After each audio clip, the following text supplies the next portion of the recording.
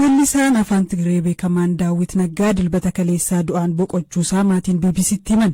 Daawit dhukkuba akka tasaa jimaata isa mudateen hospitaala Addis Hiwoot magaalaa Finfinnee ciisee wal'aanamaa osoo jiruu boqote. Wellisaan kun eenyu akkamiin du'e Galaanaa Balaay gabaasa qaba.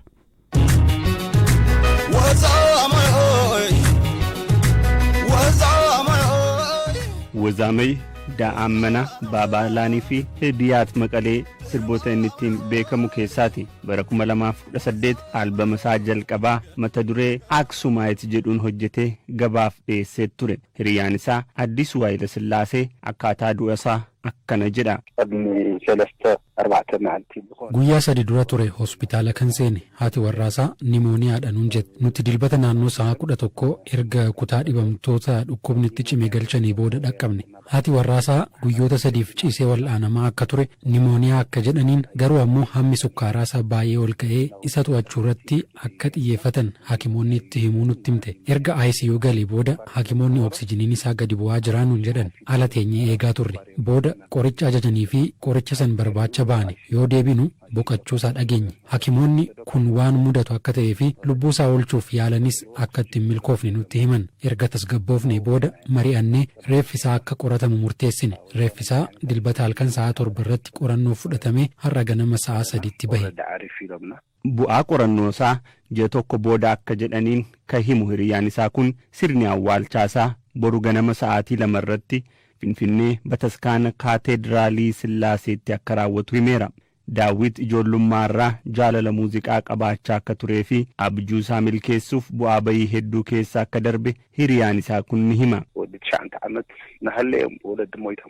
Daa'ima ganna 9 osoo jiruu abbaa fi haadha isaa dhabe. Akkoo fi firatti siqeetu guddate. Hanqaaquu bilchaate qoma isaa irratti baatee gurgureetuuf barsiise. Rakkoo hedduu keessa darbeetu as gahe. Sarkas Tigraay weellisaa ta'ee qacaramuuf yaalee hin milkoofneef ture. Maarshi baandii seenee dibbee rukutaa ture. Yeroos Daawit nama abjuu guddaa qabu ture. Waliin yeroo bullu artistii guddaa akka ta'u nutti hima. Nuti ammoo itti kolfaa turre. Nama xiiqeffataa waan tureef sadarkaa kanarra gahuu danda'eera. Nama onnee qabuu fi nama tapha beeku ture. Namoonni hedduun isa hin hubanne.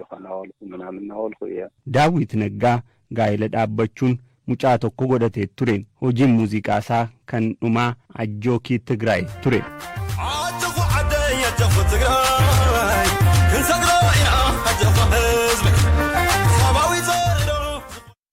Dorgommiin quraanaa idil addunyaa yeroo jalqabaaf Itoophiyaatti adeemsifamaa ture har'a xumurame. Dorgomtoonni Ameerikaa, Kaanaadaa, Paakistaanii fi biyyoota Afrikaa biroo dabalatee biyyoota 40 irraa kan dhufan tahuu qindeessitoota dorgommicha keessaa tokko kan tahan Ustaaz Nuraddiin Qaasim BBC'tti himaniiru. Dorgommiin akkanaa sadarkaa Afrikaatti kan jalqabaatii jedhu Ustaaz Nuraddiin beekaatoomatu dubbise.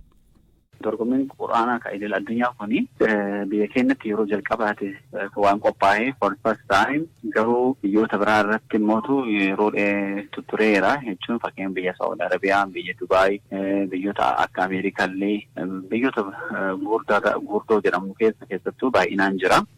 Garuu Afrikaa keessatti sadarkaa kanatti haala amma akkaataa nuti affamatti qopheessine sadarkaa istaadiyoomiitti uummanni yaa'ee sagantaan kun adeemsifamu irratti maybe Afrikaa irratti Tanzaaniyaa tu hojjetaara. Tanzaaniyaa immoo leevilii sadarkaa Afrikaa qofa kennamu internaashinaaliidha. Kanaafuu akka jalqabaate jechuun ni danda'ama akkuma Afrikaatittuu iyyuu. Mee dorgommichi maal qaba? Maal irrattidha kan dorgomanii? Ammoo warri dorgommii kana irratti hirmaatanii namoota akkamiiti? Wal dorgommiin isaa aynata 3 qaba. Tokkoffaan kan quraana qomatti qabataniitiin kan memoraayiz godhanii sammuutti namoota quraana 30 sammuutti namoota qabatan jechuudha. Memoraayiz godhanii kun kompetiishiniin yookaan mootu wal dorgommiin jidduu kanaa jirti. Lammaffaa mootu namoota quraana dubbisuu irratti sagalee bareedduu qaban akkasumas hafuurri isaanii osoo hin jettin daqiiqaa jechuun yeroo dheeraadhaaf daqiiqaa tokko immoo danda'a qara'uu kan dubbisuu danda'an jechuudha. Sagalee bareedaan dorgommii akkasii quraan dubbisuu jechuudha. Tilaawaa jedhama.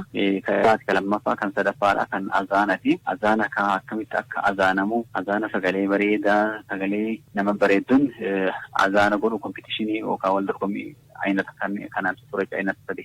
Hirmaattonni gaa namoota kan quraanaa sammuutti memoraayiz godhan namoota umriin isaanii waggaa 25 gadi ta'edha.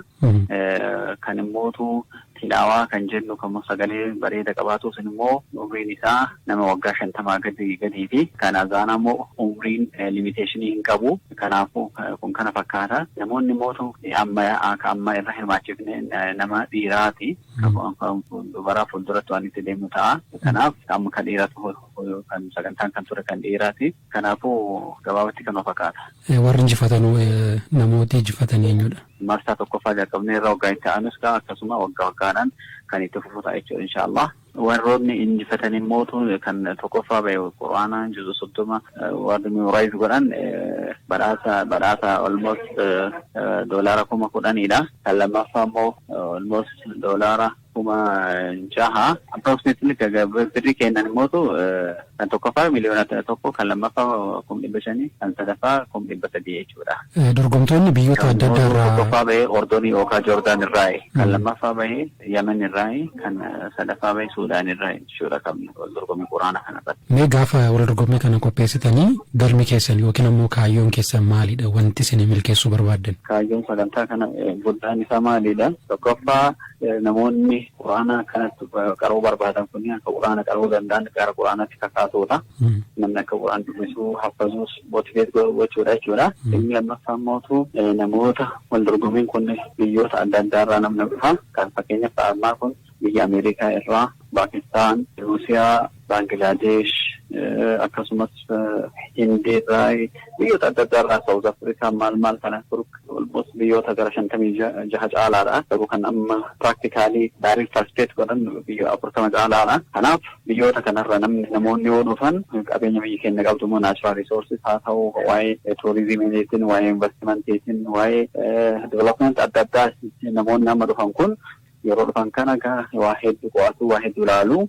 Kanaaf biyyi keenya namoota develop investmentii akka taatu akkasumas tuuriidhaaf turistoota attract akka gootu akka taate natural resources biyya qabdu akka taate relatively biyya security relatively gaarii taate jechuun waan danda'amu kan mogaa practically mul'isuuti. Akkasumas immoo qalbii alama ummata biyya idil-addunyaa kana gara biyyattii teennaa akka sassaabuudha jechuudha. Irra guddaan kan caalaan irraa fudhatu almost ji'a practically baay'ee tokko birii godhu hojii kanarra turre. Kanaafuu kaayyoon guddaan isaa namoonni quraana qaroo barbaadan yookaan memorize godhuu barbaadan akka motiveet ta'an goggoobu. Kabiraan mootu biyyoota alaa akkuma reefu investmentii fi waan kanaaf tirafa'uun gara biyya keenyaa akka qalbii isaanii harkisuudha jechuudha.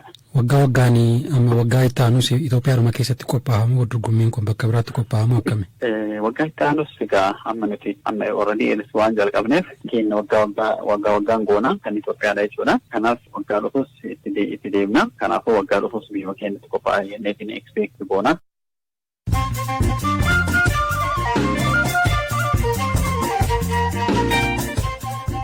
Odeessaalee gaggabaabootan darba Somaaliyaatti gibira ulfaataa Alshabaab qonnaan bultoota irraa funaanuuf jecha qonnaan bultoonni lafa qonnaa fi mana isaanii gatanii baqachaa jiru. Hongee biyyattii mudate dandamachiisuuf pirezidaantii Somaaliyaa haarawaan kan mudaman Abdushakur Warsaame hongeetti dabalataan qonnaan bultoonni gibira Alshabaab kaffalchiisu baqataa jiru jedhan. Lammiileen biyyattii miliyoona 7 ta'an hongeen kan miidhaman yoo ta'u 250 kan ta'an beelaaf saaxilamuu akka danda'an himaniiru. Waa'ee Nabiyyuu Muhammad ilaalchisee yaadni sirrii hin taane kennameera jedhamuun mormii uumame hordofuun humnoota nageenyaa Indiyaa manneen hordoftoota Islaamaa bebbeekamoo hedduu diigan.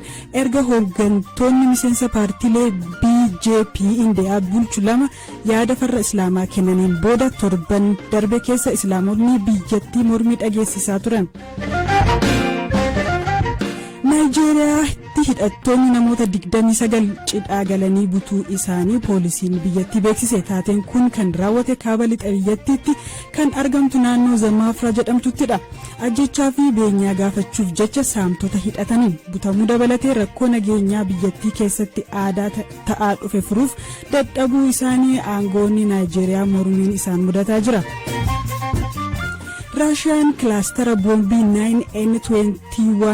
9N210 jedhamu fayyadamuun kaaba baha Yukireenitti namoota nagaa 100 lakkaa'aman ajjeesuu ragaa qabatamaa argadheeraa jedha Amnesty International.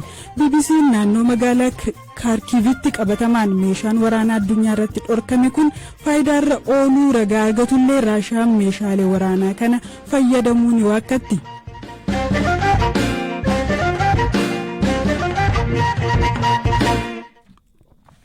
Odeessaa itti aanutti darbaa. Odeessi keenya itti aanu waa'ee dubartii lammii Ameerikaa Itoophiyaa keessatti kitaaba daa'immanii maxxansiisaa jirtuuti. Maqaan ishee Xajjii jedhama. Maatiin ishee Tajii yookiin Tajiiree jedhuun ishee waamu. Erga Itoophiyaa jiraachuu eegaltees garuu maqaan ishee Xajjii ta'eera. Isheenis kan hin jibbine. Ijoollee taatee baroota 1970 keessa maatiin ishee mana nyaataa Itoophiyaa akka ishee geessan himti. Erga guddattees Xajjiin akka bitamuufi himti. Amma erga Itoophiyaa dhuftee waggaa 3 ta'eera. Kitaaba ijoollee Saayirans jedhamu maxxansiisteetti. Waa'ee kitaabichaa akkasiin BBC'tti himte. Really came from a street dog that I adopted shortly after arriving in Ethiopia. Kitaaba kan akkan barreessuuf kan na kakaase saree ergan Itoophiyaa dhufee guddifachuu jalqabeedha. Sarettiin daandii irraa kan argamteedha. Ambulaansiin kara mana keenyaa yeroo darbu wajjin duuti ture. Ofiiyyuu akka ambulaansii taatetti itti dhaga'amaa laata jedheen yaaduu jalqabe. Sababiin isaa intalli koo yeroo ijoollee turte wantoota lubbu dhabeeyyii ta'an wajjin isa ofiin wal fakkeessitu tokko na yaadachiise. Yaada kanatu kitaaba ijoollee kan akkan barreessu na godhe. Saree kana waldaa saree daandii irraa fuudhee guddisuu piroojeektii beeladotaa addis jedhamu irraa fudhe. Sareen si bartii jedhanii na gaafatu ture. Saree kanaaf yaaduun isaanii natti tola. Waldicharraa mucaannaa bilbiltu waa'ee saroota daandii irraa fuudhanii kunuunsanii natti himti turte. Hariiroo namoonnii fi beeladoonni waliin qaban gaafa yaaduudha kitaabni kun kan jalqabame. Qooddattoonni kitaabichaa shamarree tokkoo fi saree hiriyyaa ishee taateedha. Saree ishee fi xuxillaawwan biroo rakkoo daandii irratti isaan mudatu seenessa kitaabichi.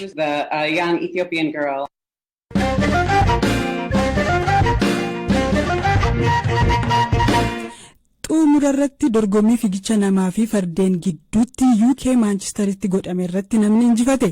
Atileet Riikii Laayiftuu fiigicha bosonaa keessaa injifatu isaatiin erga dorgommiin kun bara 1980tti eegalee nama injifate isa sadaffaa ta'eera. Firaafolii dhugaasaa dabaltee isinitti himti. Sababa fardootii fi namoonni kallattii garaagaraa irra fiiganiif atileet Riikii Laayitfuut yeroo fiigicha isaa xumuru injifachuu isaa hin beekne ture. Boodarra yeroo gaggaafatu dorgommii atileetota 1,000 fi fardeen 50 hirmaachise kana sa'aatii 2 daqiiqaa 22 fi sekondii 23 xumuree injifachuu isaa bare. Dorgommii fageenya kiiloomeetira 36 dheeratu kana irratti farda isa jalqabaa daqiiqaa 2 dursee waan injifateef paawundii 3,500 badhaafameera. Atileetiin umurii ganna 37 kun injifannoon kan namatti toludha jedheera. Dorgommicha injifachuu fi farda mo'achuun baay'ee gaariidhaas jedheera. Hojjetaa ittisa balaa ibiddaa kan ta'e Riikiin ofitti amaneen ture jechuun farda waliin dorgommii gaariin gaggeessa jedhee yaadeen ture jechuun dubbateera. Jireenya koo keessatti takkaayyuu farda gulufee hin beeku kan jedhu Riikiin yeroo tokko garuu harree koree beekaa jechuun dubbateera. Dhaggeeffattoota keenya sagantaan keenya har'aa kanumaan goolabne saganticha beekaa atoomaatti qopheessee aan Firaa'ol Balaa dhiyeessaan ture boor hanga walitti dachaanutti gaariitti bula.